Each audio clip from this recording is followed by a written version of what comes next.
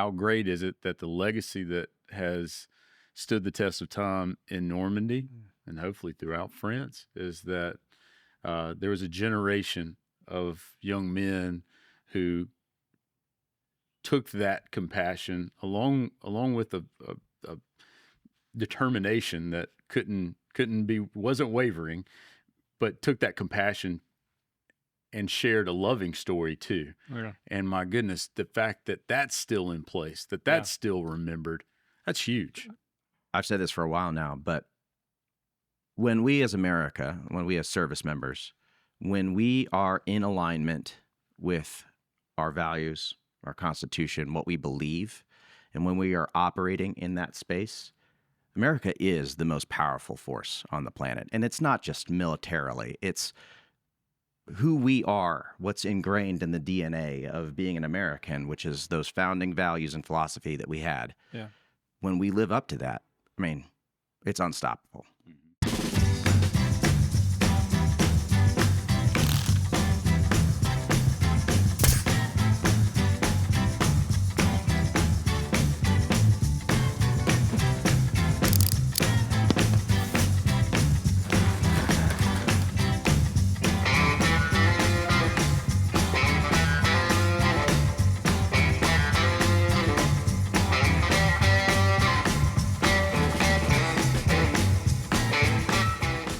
Welcome to the Heirloom Podcast. This episode is going to be fantastic. Josh, I'm excited. Jim, I'm excited too. Back to you.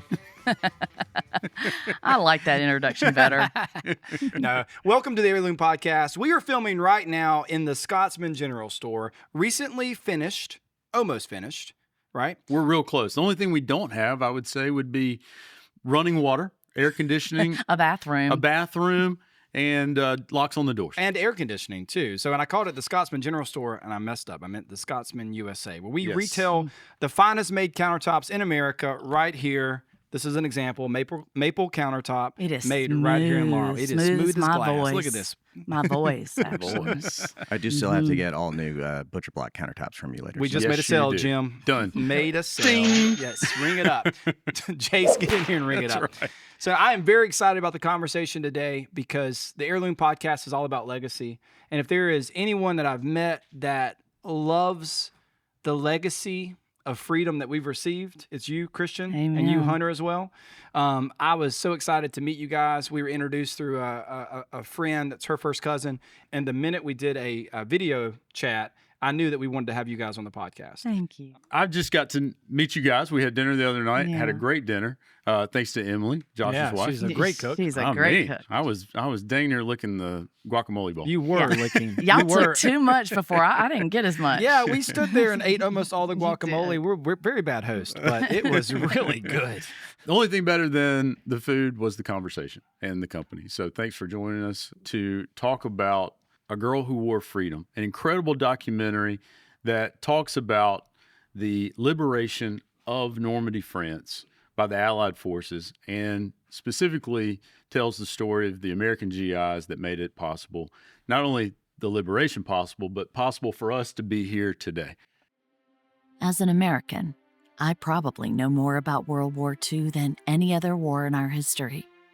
But I had no idea how little I really knew about the soldiers that fought and died for my freedom. I knew even less about the men, women, and children they liberated. Until this D-Day. This is the D-Day that changed me. And it's where I truly learned about freedom. Let's start with how you ended up in Normandy, Christian and Hunter. I'd like to talk through that. Start right there, and let's get started with how this story came about. All right. Well, would you like to start? I could start. Yeah. So just to also put this out there, just to make sure I'm checking all of the appropriate boxes, while I am currently active duty military, any thoughts or opinions that I state on this podcast or any actions I take do not necessarily reflect the views of the United States government, the Department of Defense, the U.S. Army, or the U.S. Navy. All of these thoughts are coming from my perspective, working with Documentary First and The Girl Who Wore Freedom, coming from my perspective as her son, but also as somebody on the business side of things. So And with that being said, it's clear that my opinion or Jim's opinion is not representative of the United States government in any way. That's very clear. I was gonna tell you should have gotten a lawyer just to make sure you're checking all the liability boxes. Yeah, right? they check this stuff. Yeah. We check it. It's all clear.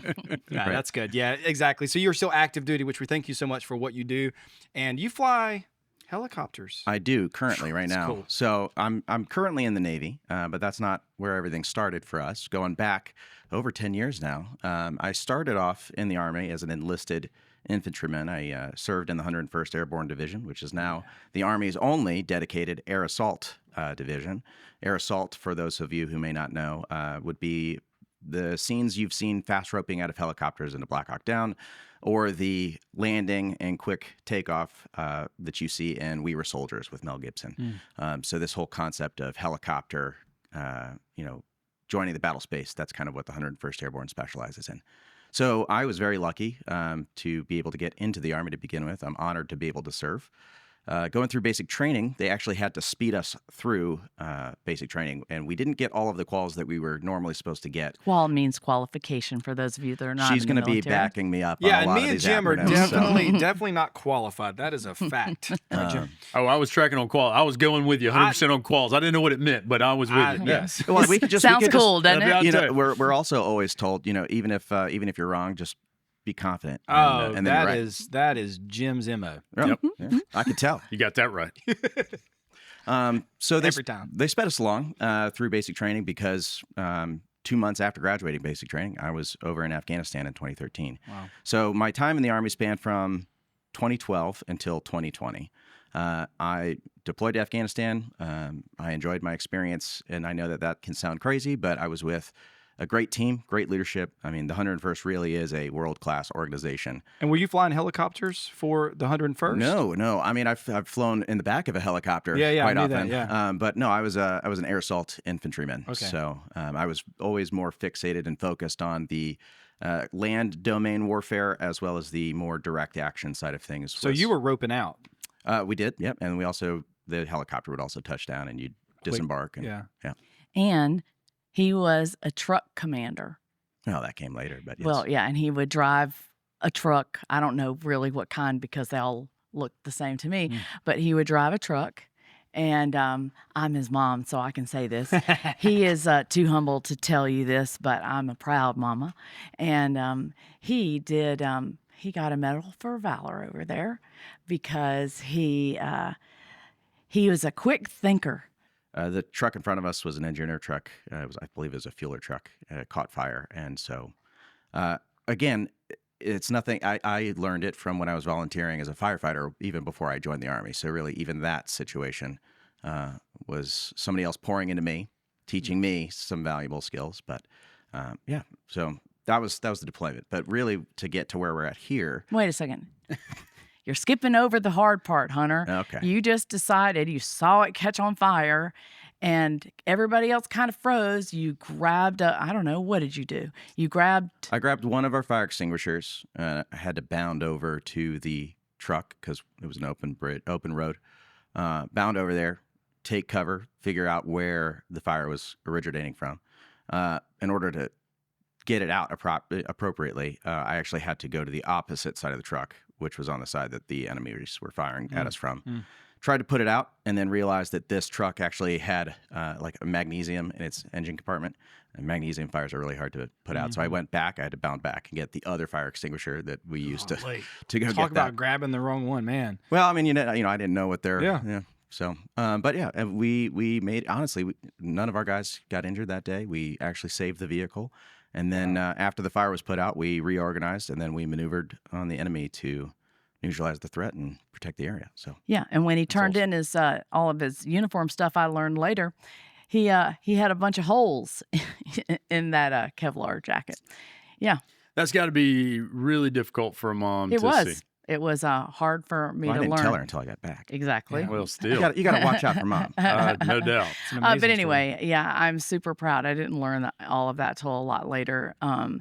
But it does make you incredibly proud to hear that. And he didn't even tell me. I read it in a book of where his. You have to ask them what their medals are. And so studying what these World War II veterans have done and reading all of their stories and what their medals for valor were, or learning all those things. And I was studying for this film, the 101st Airborne Division, and here my son was in the same division, same one. Those echoes of valor coming all the way down. He wanted to be in this division because of the World War II soldiers. And here he is following in their footsteps, you know? I mean, it was just incredibly powerful and a proud moment for me. A lot that we do here in the States is obviously we're able to build legacy because of men that have sacrificed. But what I love about military history and tradition is when men sacrifice in certain units, the units end up taking on a life and the ethos of their own, so that other young men join those units to continue the stories of valor. That's really amazing to me. So 101st is obviously a well-known unit.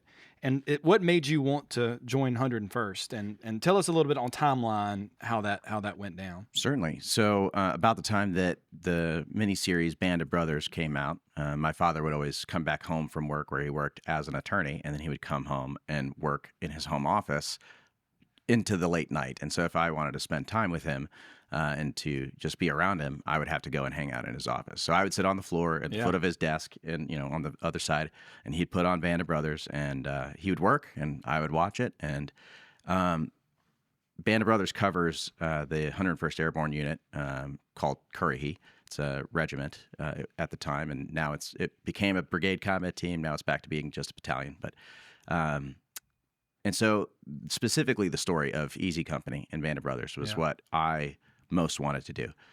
And oh my goodness, it was very touching. When you graduate basic training at the end, you end up getting your orders. One of the drill sergeants that we got later on towards the end of our basic training, he came from Easy Company in Currahee. And so I was just badgering him, as all, young military recruits do, about, hey, tell me everything about everything. So, we talked, we established a relationship. And then when we got our orders, everybody else got them just called out and handed out to him. And he walks over to me and he hands me the paper. And as he does that, he pulls off his Currahee crest off of his uniform, pins it on me, and he says, "Welcome to Currahee." Oh, man. And I still have that pin. I bet you never do. going to lose that one. But you're right. So it's this legacy, and it's the relationship, and it's the stories that we pass on. The movies told the story of true heroes from World War II, which inspired the next generation to come in, who then meets somebody currently serving, who then establishes the relationship, and then that legacy just continues. Yeah. And the military does legacy extraordinarily well. Yeah. And, as much as I love the Army and the Navy, I got to give it to the Marine Corps. They're really good with their PR department. They got some great marketing. But really, what it's all about is casting a vision of who are we, what do we need to do, and then the rest sells itself. I read this book recently called 10th Legion, and it's a strange thing to bring up, but it's a book about turkey hunting. And I'm not a turkey hunter. Unfortunately. But you read a lot about it. I read books about turkey hunting, and this guy, he introduces the book. He calls it the 10th Legion. It was a Roman legion, and it was famous because it was like the strongest, most fit legion, and it was the one that defended Rome many times. It was the one that came home, and it was like 400 or 500 years of legacy. So generation after generation after generation after generation, the ethos and the ethos of that group continued to pass down.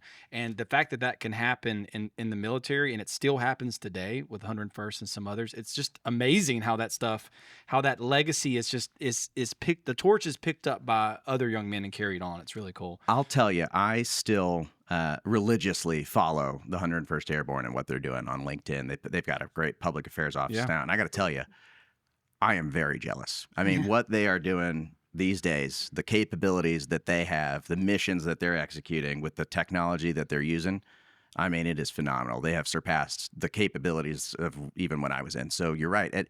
That legacy just gets even more rich over time as long as you kindle the fire and stoke the tell the flames and story. make sure that it survives. Yeah. Yeah. And So- you can follow them too, just let me say, on Instagram, Facebook, TikTok. I mean, they're, which is interesting. Yeah. They are still marketing themselves so that young people can see what they're doing. They're communicating the story of what these men have Right. done. That's Yeah. you do that whatever the newest platform is. Whether it was radio back in the day or the newspapers before. Yep. Well, you want the best and the brightest, Right. And I think that's you continue to attract great people, and you're going to end up having a great organization. You want to reach them where they are. That's right. Right. So tell me, which came first, the idea for a documentary or your time in the Army? Well, a bit of crossover. So Okay. after Afghanistan, came back home, and the way that the Army handles promotion and career growth is they have these promotion boards. And these boards are essentially, they're testing your knowledge, they're testing your leadership ability to speak in front of an audience and speak with confidence, just to demonstrate that you're a subject matter expert in your field. And it can include everything from physical fitness tests to weapon qualifications, and understanding of Army and unit history, traditions, Army programs to help soldiers who may need financial assistance. Yeah.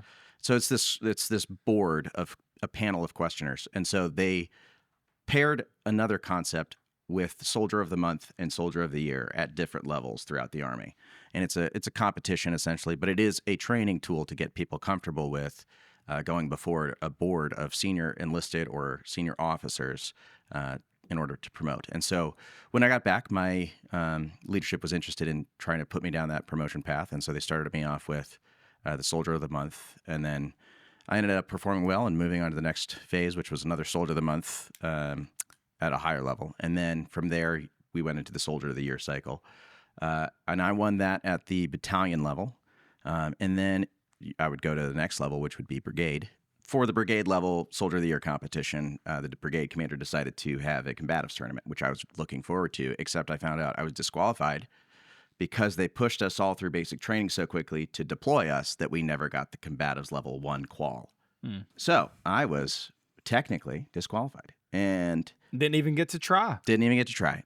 So anyway, I, being a young and not yet mature man, give my mother a call. I call Mama and I say, I'm just complaining about how horrible and unjust, unfair this was. I hate the Army. I hate the Army. Well, yeah, we say things we don't mean. We say things we don't mean. Clearly, but so I'm complaining. I'm frustrated because I was. It's kind of bureaucratic. Essentially, you just It was, and I like competition. And so my mother, in her infinite Christian wisdom, says, Double entendre. Yeah, that's good. I love that. Both Christian and Yeah. Christian. Go on. "No, what'd you say? You said I was complaining, and you Yes. said." Oh, well. I said, as I often do to all of my children, whenever they are disappointed, that this is a grace of God, that clearly it wasn't where you were supposed to be, and that He has something more important and valuable that you were supposed to be doing. And that God can turn all things for His for glory. good, Yeah. for His glory to good. those who love Him. And so you just need to be patient and wait and see what happens next. And you took her advice perfectly, Obviously. as every young son Patience comes to all young men so Yeah. easily. Well, I'm just lucky that I get given so much grace because no, I don't follow things very well in terms of that. I wish I could. But fast forward a couple weeks, and then the brigade level commander and first sergeant come to me, or And- sergeant major. And then I get another call. I'm taking over from go here. ahead. You're welcome. So then I get another call. Mom, the Army's sending me to France. I said, we're going to France? He said, no, Mother, you're not going to France.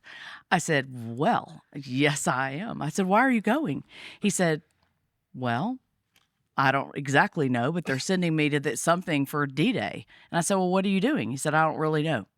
I said, well, Hunter, I will see you there. And the only thing that I knew about it at the time, the way that I saw this was a consolation prize. Yeah. So I wasn't even really that happy about it. Yeah. I just thought it was, You weren't over the. no, I Being mean, passed again, over I wasn't earlier. mature or wise yet, but Yeah. What I love is that you called your mom and said they're sending me to France, and she said, I'm going too. Oh, that's what her. if you had said they're sending me to Djibouti?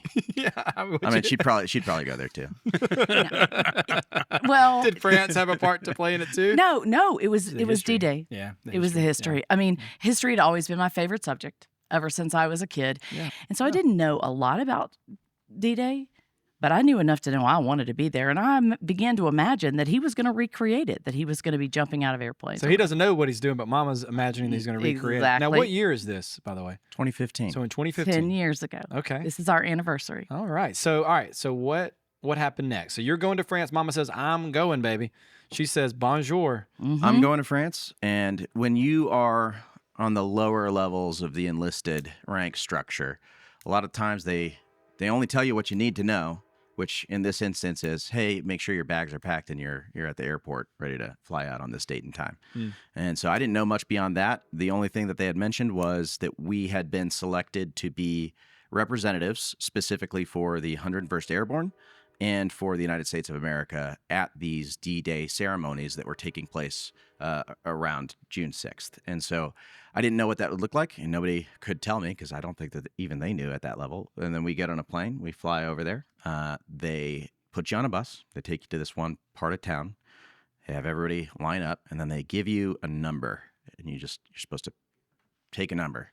And then they go over to all of this crowd of French people, old men, women, young children, and they're going through and they're drawing numbers out of a hat. And I'm like, what is going on here? This seems the strangest army thing I've ever seen. So strange. No, but they didn't even tell us. Yeah. And what it was they were drawing to figure out which soldier that they were going to take to spend the evening with, whether it was cooking them a meal at their own home, taking them out to dinner, showing them their local businesses, just spending time with them, just being in relationship. And again, because I then knew there were things I didn't know that I didn't know. What I didn't know was this was something that happened and has continuously happened since D-Day, is this concept of the American soldiers being brought into the homes of the French and spending time with the children. And it didn't look anything like my deployment. I mean, there were some crossovers regarding handing out, candy to children, for example, but this was so foreign to me, and there was something special about it, and I didn't know what it was yet. All right, so he's there. You understand this is special, and you're on the way. You touch I'm on down, the way, and you I find yourself in Yeah, Normandy. and he is sending me pictures, and I hear in his voice and in his text messages like, something's happening, Mom. You're not going to believe what is going on. Like, these people lived during D-Day, and I'm hearing his excitement. And so I get to France and I take his younger brother because I don't speak the language. I've never driven in a foreign country, haven't rented a car there. I really have no idea what to do. But my son's going to do something amazing. And as you can tell, I'm only a little bit proud of him. And I'm going to go. And nothing is going to stop me. And so I get there and we rent a car and we start driving. From Paris to Normandy is 4 hours. Try doing that when you have no idea what a gas station looks like or the road signs or what look a like. kilometer is. Or- My goodness. Like, Yeah, imagine that. I couldn't even figure out what the speed signs looked like, so I didn't know how fast to go. So anyway, I head out there and I'm asking Hunter, like, how am I going to find you? He's like, I'm in some town called Carentan. And I said it exactly like that. Carentan. Some town called Carentan. How do the French people say it, just so we know? Carentan. Carentan. No N on there. Carentan. Jim, let me hear you try. Which version? French. Carentan. Carentan. Carentan? Carentan. That's close. Carentan. Carentan. Carentan. Yeah, And Carentan. so I'm in some town called Carentan, and I'm in a field where they're doing a parachute drop. And so I put Carentan in my GPS, and I'm heading that direction. And so I get close, and there's this town with this beautiful cathedral there. And I don't see any parachutes dropping, but I do see Willie's Jeeps with World War II GIs in it. And what am I thinking? I'm thinking that my son is reenacting. So, of course, that has to be somebody from his unit. So I'm like, okay, well, I'm going to start following him. Finally, an American, I can find out where I'm supposed to go. Exactement. So I'm following him, and they break down thank you, Lord. Which is Now, not unusual it is for not. military vehicles. Well, it was also I'm just saying. 1940s. 1944, Jeep, yeah. right? All right. So we know old vehicles. That's something we know. Exactement.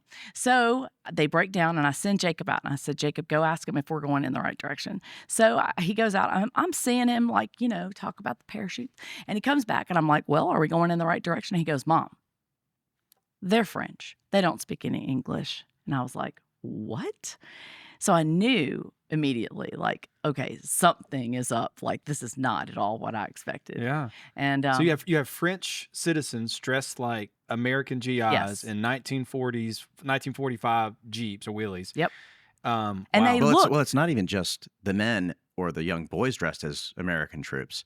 The women are in polka dot dresses, pearled necklaces, red lipstick, curled hair. So it's like you're in a time warp. You It's got like you got 1945. blasted back. Yeah, Back to the Future kind of a thing. Glenn Miller's playing on speakers, Wow. and you really believe it's like I stepped out of a time warp into sounds amazing. 1944. Yeah, it was amazing. amazing. And these people, they look American. That's what's so strange. When you dress them up in American clothes, all of a sudden they don't look French anymore. They looked American. Yeah. And so I just kept driving, and all of a sudden, the Lord blessed me, and we began seeing parachutes falling from the sky. So we just took off in that direction. And so as we started walking, it got more crowded, and we get to this road, which I knew nothing about at the time, but it was filled with people that were all dressed like 1944. Wow. Glenn Miller's playing on the radio, and the seas part, and there was the Screaming Eagle flag coming through the crowd with the 101st Airborne, current day soldiers, and there was my son. And I was like, oh, I was so happy to see him. And it was like this big reunion with Jacob and Hunter and I. And it was amazing. Man. And so y'all weren't there to reenact, right? No, we were not reenactors. You were just there. Honestly, there are enough of them living there that Yeah. they could probably recreate all of the battles just themselves. Well, and it's not just French, it's Dutch, it's Belgian, it's Luxembourg. They're all reenactors from all over Europe who are so grateful for their freedom that they use their disposable time and money to collect these things and come to this region and all the other regions when they are liberated to celebrate the allies who liberated them because they are so grateful, and they've been doing it since 1945. The French families take the vehicles left over, restore them as accurately as possible to their historical condition, and then they bring them around during this Once a period of year. time. I saw a French family with one of our tanks just rolling down the road. I mean, That sounds like the French Nowell family. I would love that. That would be So great. with all of this going on, I'm seeing myself there, and the actual boys of the 101st parachute in, like, it has to be a hero's welcome for you guys. that's where I think the biggest revelation hit me was it's not just celebrity, because first off, we didn't do anything for these, like us, our modern day soldiers. We weren't the ones that liberated them. So it wasn't about fame. It wasn't about celebrity. What it was just this pure gratitude and long-lasting relationship that I didn't even know about. It was like discovering that you had the most romantic, not creepy at all, secret admirer. I had no idea how they felt about us. Yeah. And every single one of them, I never paid for food or drink the entire time that I was there. And they just wanted to hang out with us and just spend time with us. And that's really why they're there. They're there for public relations, to take pictures with the French people, to sign autographs, to hold babies. They're there because the French people love our To military. be honored by the French people. To be Wow. honored. So this beautiful French woman comes up and said, "Excuse me, may I take a picture?" And I was like, oh, man, Hunter's single. I'll take your picture. So she comes in there with Hunter, and I take the picture. And her name was Boucherie. And she says, "This jacket that I have on was given to my mother in 1944 by an American GI. Wow. And I was like, "Is your mother still alive?" And she's like, "Why, yes. She's right here. And my father's right here." And I was like, oh my word. Like, I've never been that close to living history. Yeah. And so me, this history nerd, was like, I was frozen in my footsteps.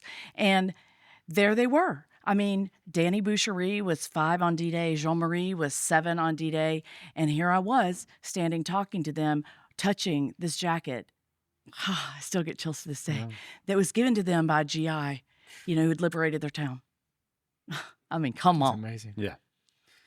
Living history there in Normandy. I mean, Yeah. So was it at that point that you said more people need to know about this? No, are you kidding me? All I did was say, hello, what's your story? Can you tell me? And they just began telling me, and you want to know this? This is my first God moment right here.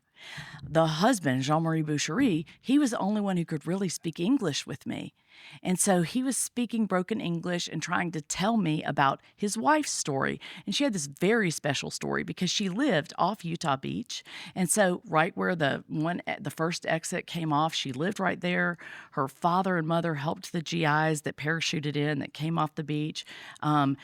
She had this amazing story. And he had this broken English she was telling me, and I said, where did you learn to speak English? And he said, well, I was in the oil industry, and I lived in Biloxi, Mississippi. What? Get out of here. Guess where I was born? Biloxi. Mississippi. did he have a Southern drawl?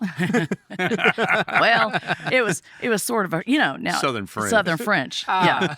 Now there was a French influence down here, so That's right. it wasn't That's too true. far. Yeah, particularly in Biloxi. So I was like stunned. I could not believe he was from Biloxi. And I was like, this was totally divine intervention. Like, it was meant to be. And so we were talking, and he was the first question I asked. And I happened to be filming at the time because I am an actress, wasn't a filmmaker, but I was filming. And I said, and I handed the camera to my son, Jacob, while I was talking to him. And I said, do you remember what was happening on D-Day? And he's like, well, of course I do. And you can find this video on my website. It's our first meeting video. And he began to tell me what he remembered on D-Day. Now, I didn't know anything at the time, but that was the birth of the girl who wore freedom. And after that talking, we said goodbye. And I didn't think I'd ever see him again. And so we went through the day, and I began talking to Hunter's commander of the trip. And I was like, what is going on? Like, what is happening? And he explained to me why they were there. And he's like, today is the Carentan Day. And this is when the town of Carentan is liberated. And we're going to go from one ceremony to the next today. And the next ceremony is the Cabbage Patch ceremony. And there was this big battle. And we get there. And it was, Hunter shows me the woman that had treated him dinner, taken them to dinner. She didn't speak any English, but she pulled me into the ceremony, sat me right behind all of our American military generals and the veterans. And I'm sitting there thinking, how in the world did I get here? What is happening? And I was in tears the whole time. And do you know that every commemoration, they play the Star-Spangled Banner first? Wow. And then then their national anthem. Everyone. That ceremony ended. We get to the next one at the Signal Monument, and I'm jostling around to find a place to see Hunter. I stand up right next to the Boucherie family. And from that moment on, they adopted us. We were never apart. They fed us the whole time. We went to the garden party next. They had a drink. We went to this big dinner in this, that night in the Carentan gym. And from then, we became like the best of friends. And I learned more and more about their story. And I was there for 3 days. And when I got on the plane, I sat down with Jacob and I looked at him and I said, what just happened? We've been here for 3 days in Normandy. I never saw Omaha Beach. I never saw Pegasus Bridge. I didn't see Pointe du Hoc. I didn't see anything but Sainte-Marie-du-Mont, Carentan, Sainte-Marie-Église, Utah Beach, because that was their story. And they took us around and showed us their story. And we learned a personal, up-close story from one family. And so that was my first experience. And when we left, he said to Flo, Boucherie, and don't ever say this to a French person unless you're ready for a long visit. But he said, if you're ever in the United States, feel free to come and stay at our house. My mom loves to have visitors. A week later, I get a phone call. I'm coming to the U.S. for 3 weeks for Christmas. I tell my husband this. He's like, no, she's not. She's not going. As Americans, we like to spend about 2 days, and that's all we They want. might welcome y'all, but she can come for 3 days, so you call her back. Just wait till you hear how the story ends up. they still hadn't left. I call her back, and I'm like, Flo, I'm so sorry. Like, we've never had visitors here for that long. You can't. She's crying her eyes out. She's like, but I've already bought my ticket and I can't, you know. I will cook for you. I have special recipes. I'm such a good cook. I won't be any trouble. There was nothing I could do. No, you gotta. She had to come. And here's the thing: I live in a house with 5 men. They are not like you. Yeah, They are not used to women. They were not happy about it. But once she got there, and oh boy, did she cook! You should have those Normandy chicken and potatoes and carrots and onions. Let me just tell you, it's unbelievable. And so she taught us how to make a bûche de Nowell, which is a Yule log, in case you don't know, for Christmas. What is it, Jim? A bûche de Nowell. It's a Nowell log. Yeah. No, it's a Yule log, actually. Yule log. So anyway. I like a Nowell log. A Nowell log. A Nowell log.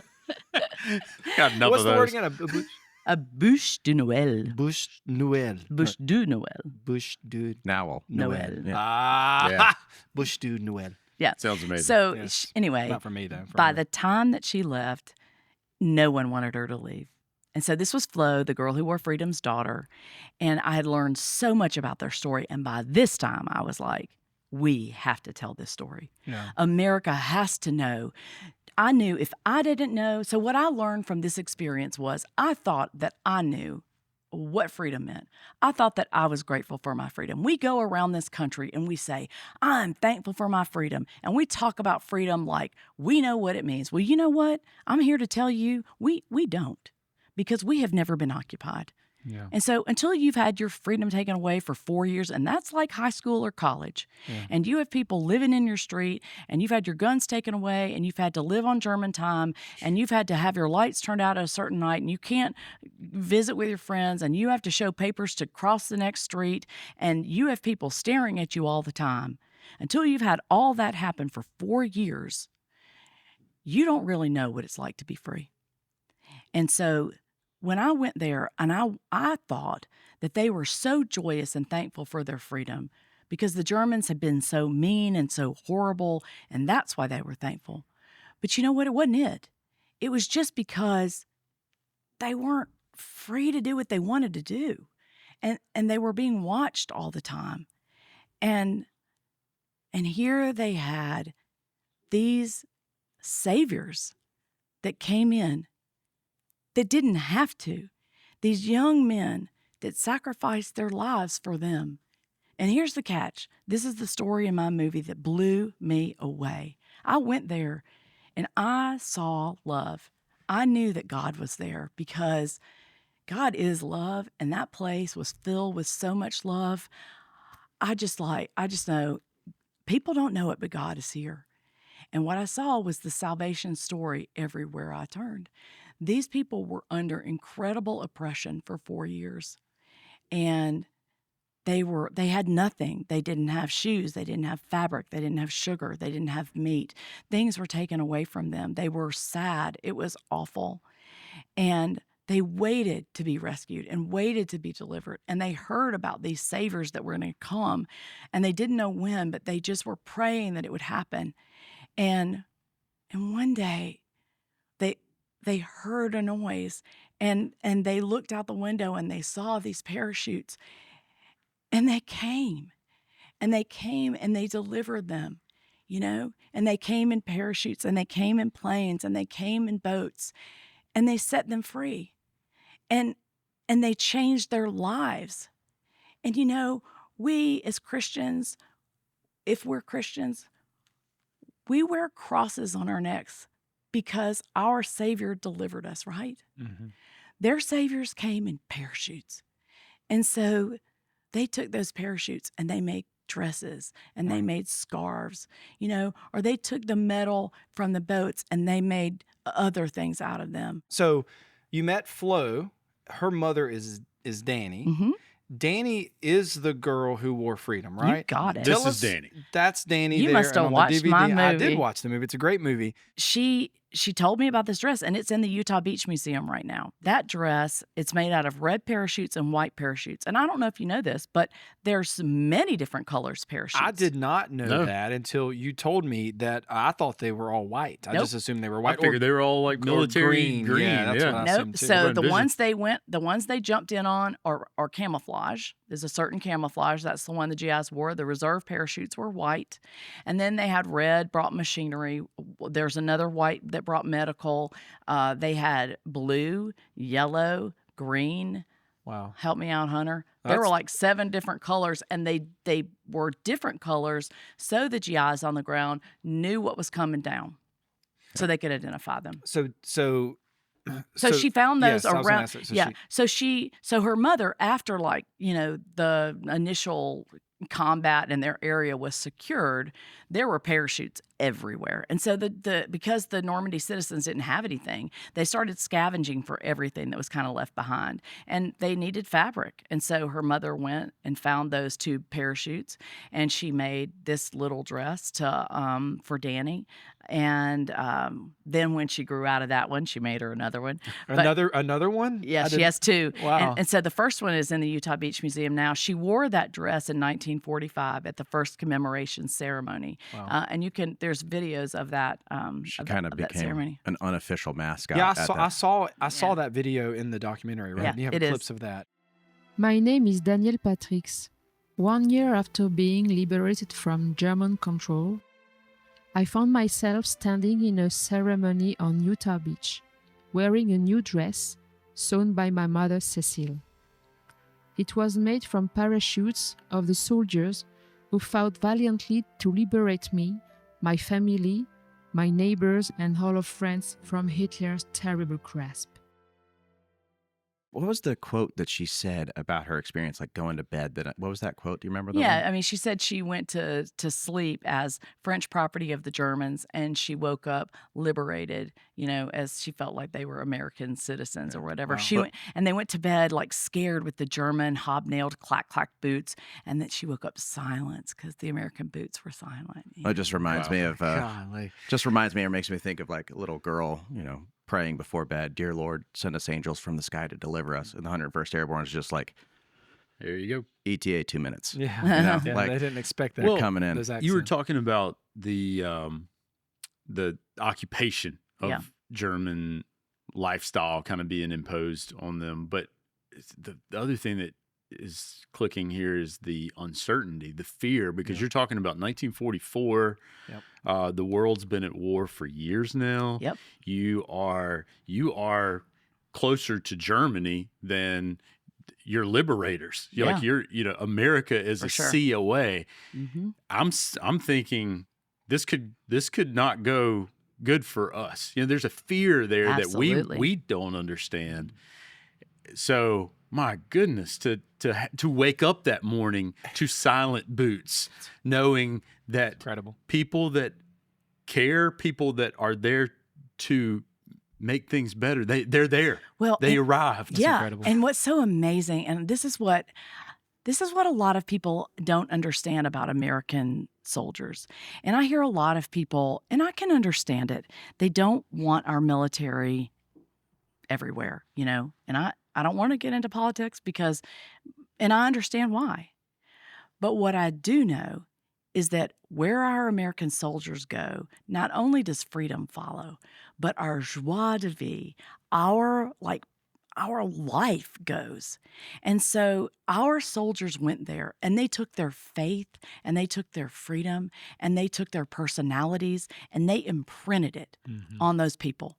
And so they took their songs and they took everything with them. Yeah. They didn't have corn. They didn't have pineapples. I mean, they didn't have peaches. They didn't have chocolate. And so our GIs went over there and they started giving out all these things to these French people. They'd never had them before. And so, these children instantly when they landed, and here's my theory, these GIs had just gone through the Depression. They didn't have anything. They knew what it meant to be deprived, particularly the ones in the South, right? Yeah. And a lot of the GIs were from the South. And I think when they saw those kids, they had compassion because you know what? we as Americans have that kind of compassion. And I think they took compassion on the kids, and they took out what was ever in their pockets, and they just began giving them to them. Because that's another story Dany told. As soon as they came off the beach, they started throwing gum and candy at her, and she had a little petticoat, and she said, I don't want this falling on the ground, and so she just held it there, and they started aiming for her little apron, and she would go inside, she would dump it out, and she would come back out, and they'd fill it up again.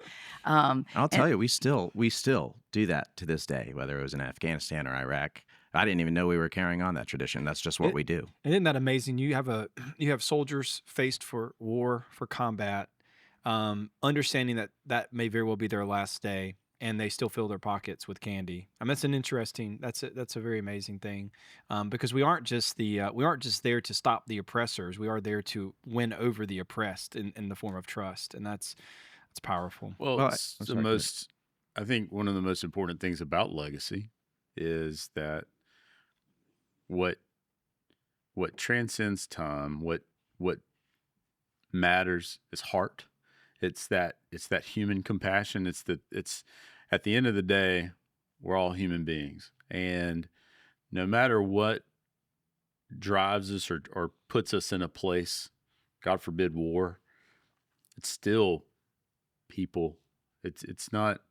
It may be a country away, but we're still individuals. We're still part of the human race, and we draw from our experiences. And while you're a trained soldier to be there and do a job, you're still Hunter. You still have a heart. You still care. And how great is it that the legacy that has stood the test of time in Normandy and hopefully throughout France is that there was a generation of young men who took that compassion along with a determination that wasn't wavering, but took that compassion and shared a loving story too. Yeah. And my goodness, the fact that that's still in place, that's still remembered, that's huge. Dany was 5, right, when this happens, and now she would be... She's 85. 85. And she's about to be 85, yeah. And she still celebrates that story. Absolutely. And that's if you think about all of the horrors these men had to face, and because this was just the beginning for the American GI. They're putting their boots on the ground in Normandy, but they have a mission to continue forward. You think about the horrors they're going through in the next part of war, and some of the men, their very last act in the city was to touch the heart of a child. I mean, yeah.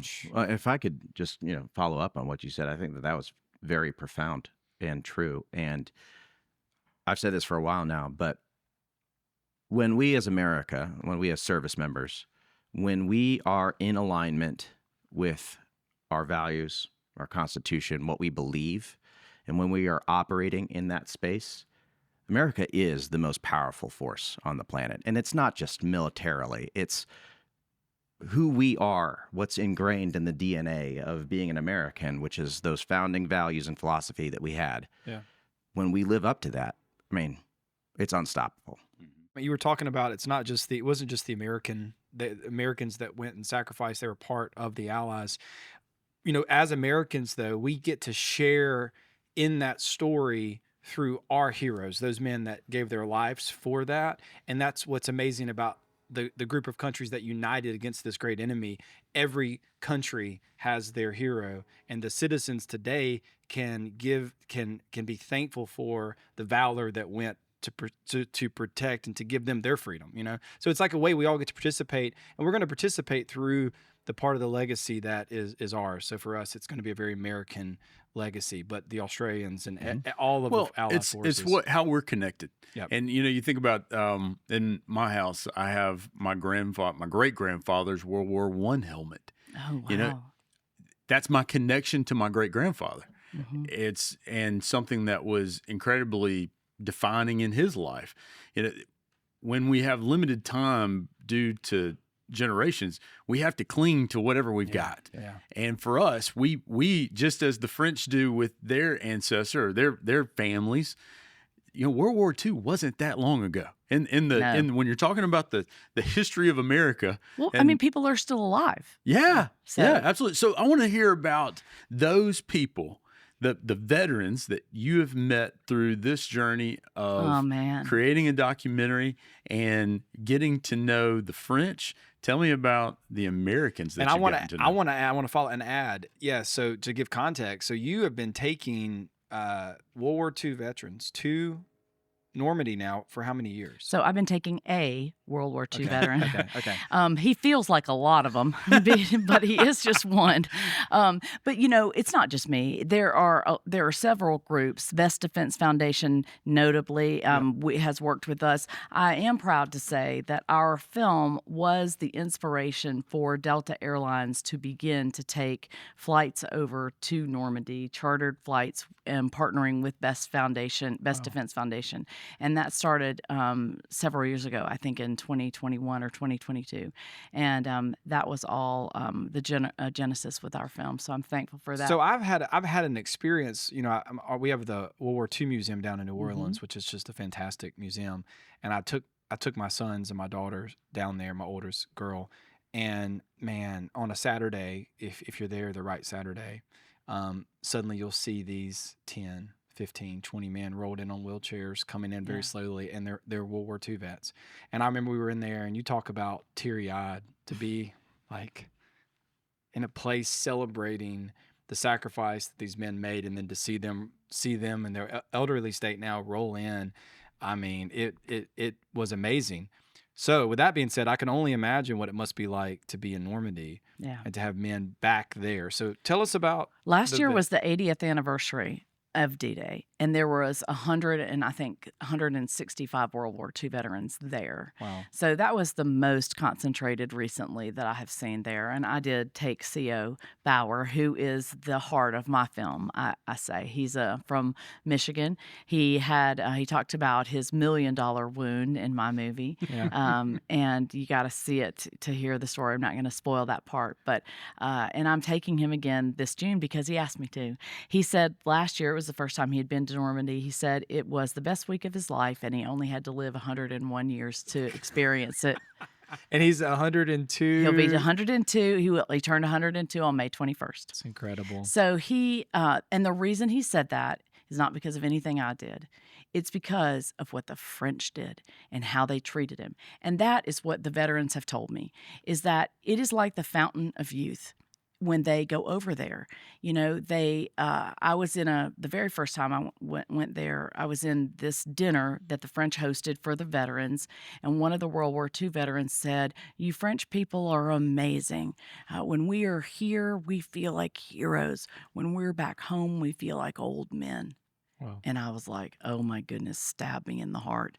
I don't ever want to hear a veteran say that, and I thought, man, that's when I really was like, we have got to do something. We need to begin training people for how to treat our veterans differently. And that is what, my movie talks about really. When people see my film, what I want them to walk away with is a different way to interact with our veterans. I hope it can be a bridge between the military community and the civilian community. Mm-hmm. That it can help civilians know how to talk to veterans as well as modern-day service members, what questions to ask, how to listen to them better. Because what I've discovered is that when you spend time with veterans or modern-day service members and you listen to their stories and you ask thoughtful questions, that is when they feel truly thanked.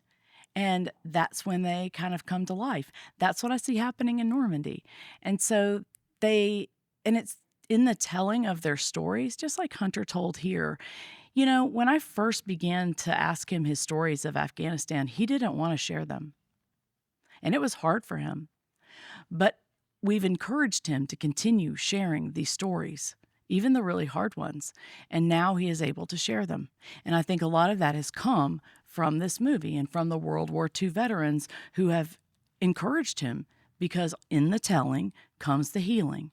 And that's what I hope people will walk away from, that they'll be able to learn how to talk to them better. The first branding of her company wasn't documentary first. It was Normandy Project, because what she saw there was the virtue of gratitude embodied in a whole culture, and that virtue being expressed to those who served is healing.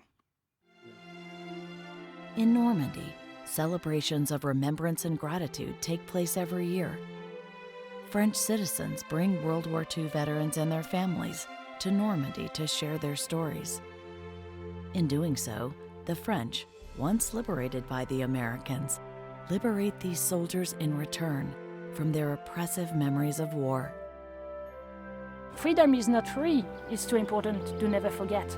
Où qu'on serait aujourd'hui, nous Français, si vous les Américains, vous n'étiez pas venus. The Americans, they are our liberator, We have to thank them forever, really.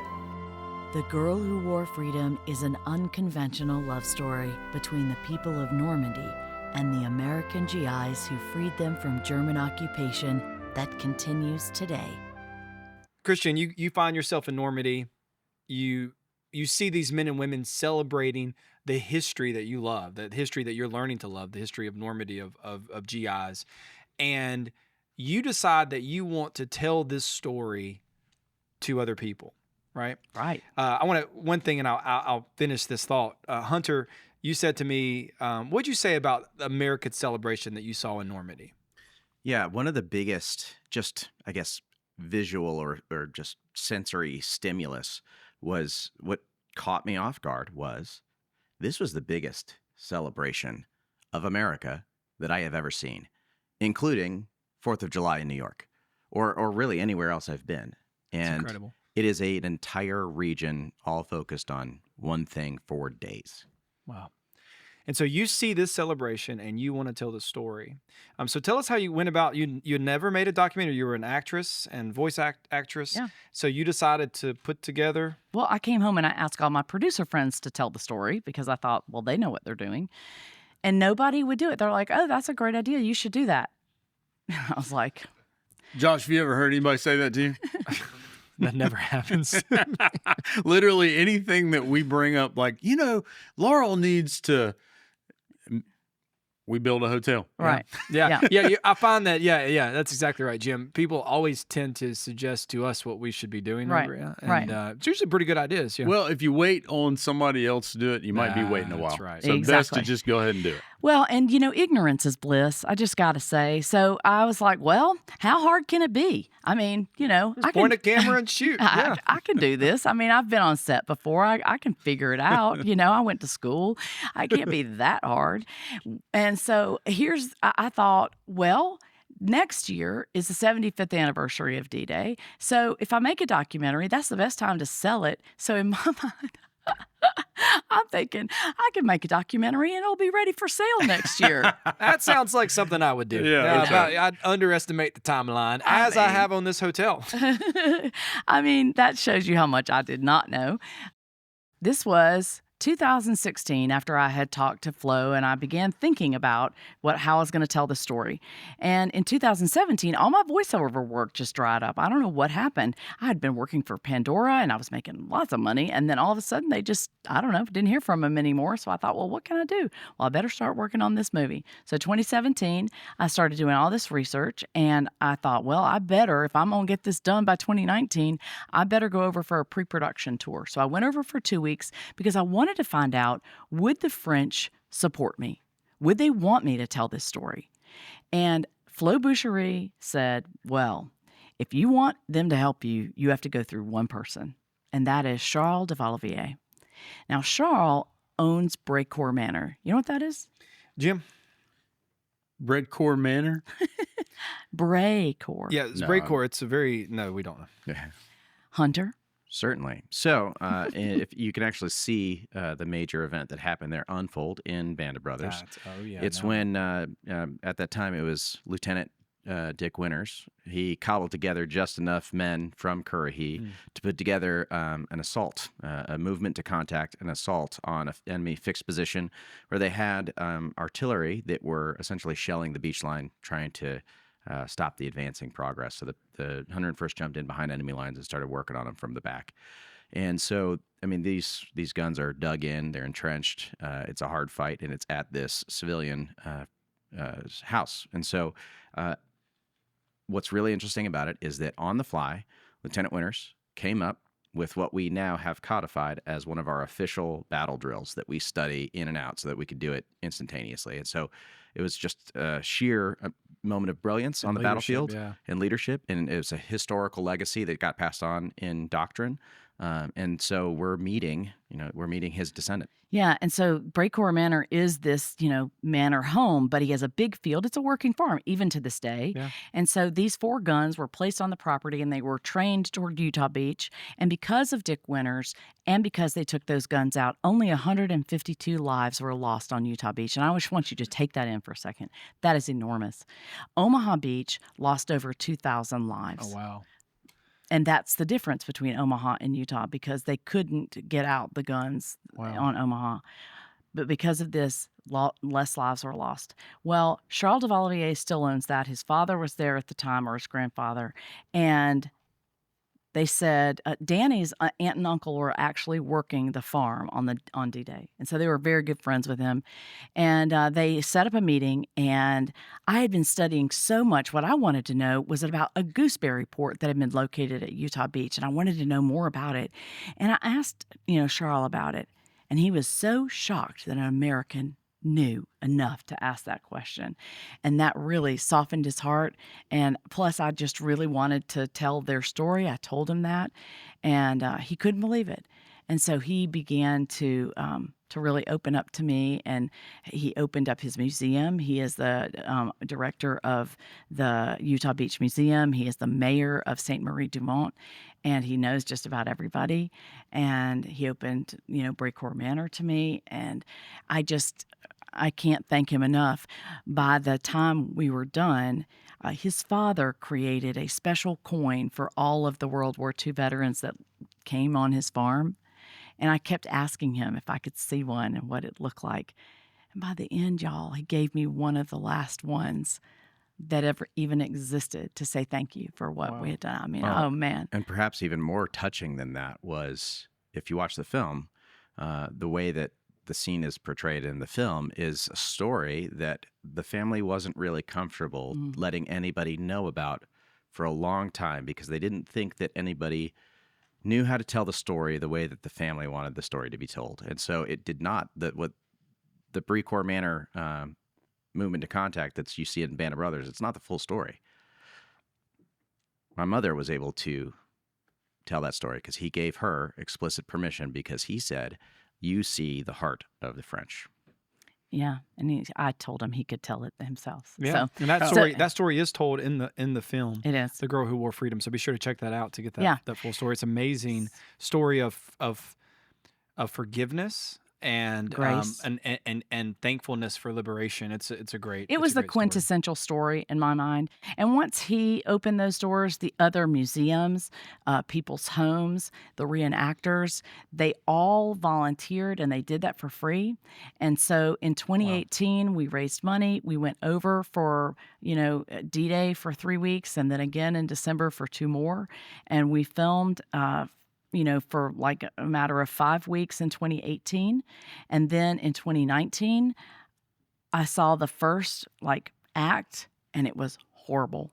And I was like, oh my goodness, I'm never going to be done. We have never had that experience on this podcast. It was when I see the first awful. act, Jim, I'm normally like, that is Wrap. a keeper. That's a wrap. Wrap it up. Yeah. Right, Casey, our editor?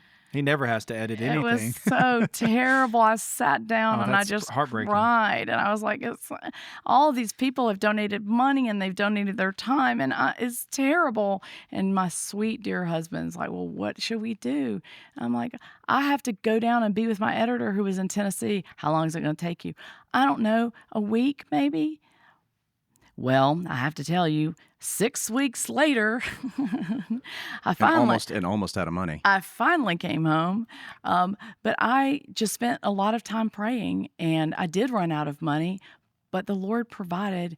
A woman said, "I know I'm meant to give you $15,000, but here's a check for $25,000," and that. To help make the film. To help make produce the right film. at the last minute. At the last minute. Wow. And so we were able to finish, and I was able to take over a rough cut for the 75th anniversary of D-Day to show the French people. And I'm going to tell you right now, it was a miracle of God. So in a matter from beginning of 2018 to May of 2019, I had a film. a 2-hour documentary, which eventually we whittled down to 90 minutes.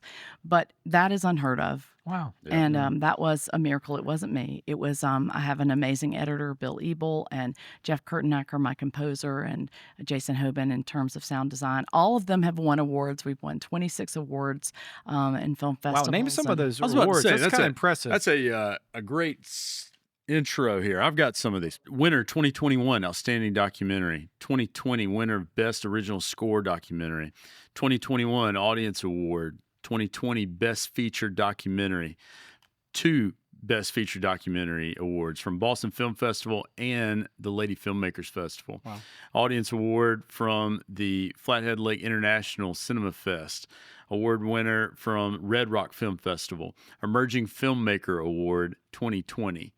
That is not bad for your Pretty first slick. documentary. Yeah, those are our big ones. I mean, you've got Boston Film Festival, you've got GI, GI Film Festival there. You've got, big cities there. And I've never thought I would even get into a film festival, much less win. That's incredible. Those are really incredible accolades. Yeah. I feel like there's probably maybe an obligation from your side. You felt obligated to tell the best story possible that of all that you had known to that point.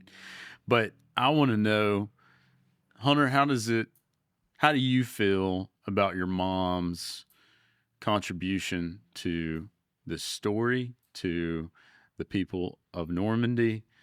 How does that make you feel? Yeah. Well, first off, just right off the bat, proud. Always going to be proud of her. But I've also had to remind her consistently. I try to be that angel on the shoulder to say that, my mother grew up wanting to tell stories, be in film and entertainment and theater, and walk red carpets and win awards, and she's done that. She is very good at what she does. But really, what I started to notice throughout this entire process, the film is the least impressive thing to come out of this entire situation. It was everything else that happened behind the scenes, the things that didn't make it into the film because they don't directly tie in, but they're miracles nonetheless. Like my mother crawling through French attics in France and finding letters that never made it home to a soldier's family from World War II. And then she goes and tracks down the soldier's family and she delivers them to them.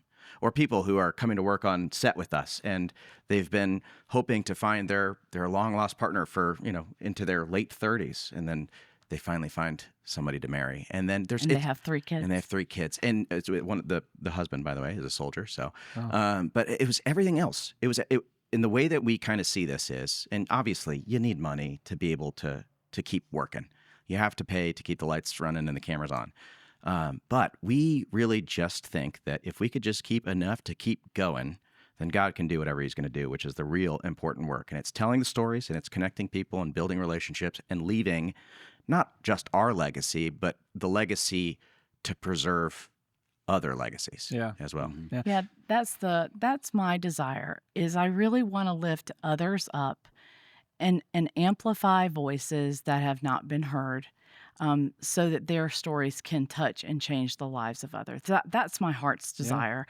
And in this story, it's not really just about Dany, by the way. It's a little misleading. I thought it was just going to be about Dany and telling her specific story. But once I got over there, I found out all of these other stories. So she's just a representative. She's a thread that weaves through. And look, when I saw the French caring for the graves of the GIs, man, I'm telling you, it'll tear you up. Roosevelt, the mayor's wife, Teddy, taking care of Theodore's son. So Teddy Jr. Yeah. That was the beginning.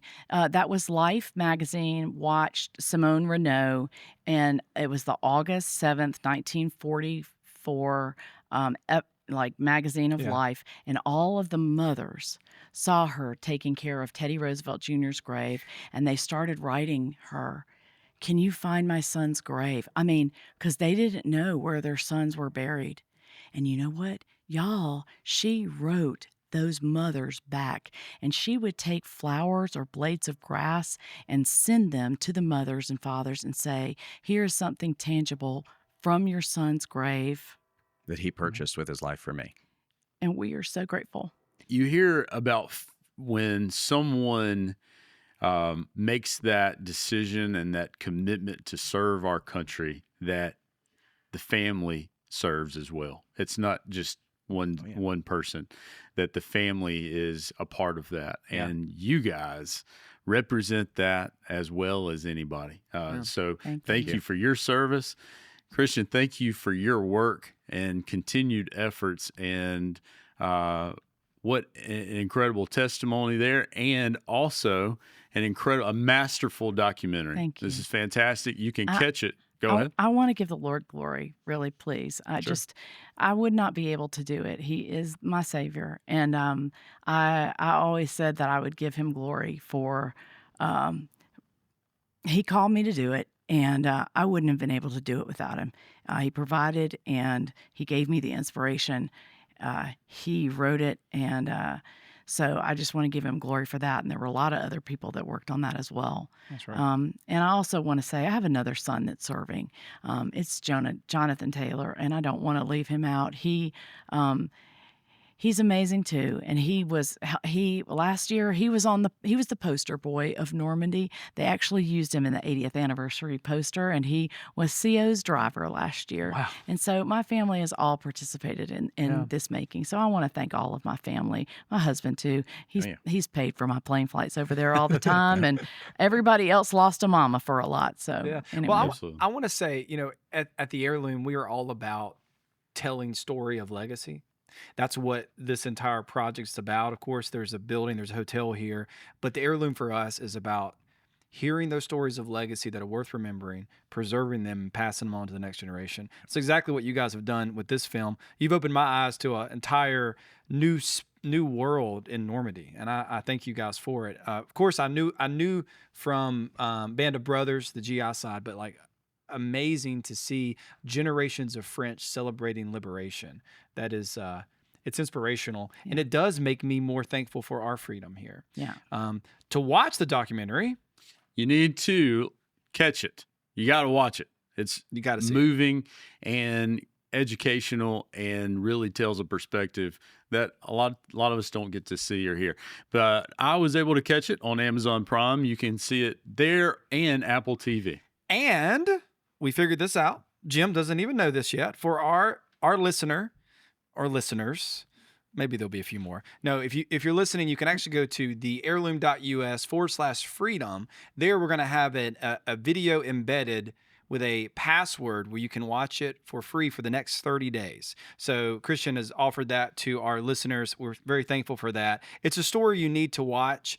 And usually like Saturday night, you're trying to find something to watch. You don't usually click on the documentary, but give this one a watch when you have time. So again, it's the heirloom.us/freedom.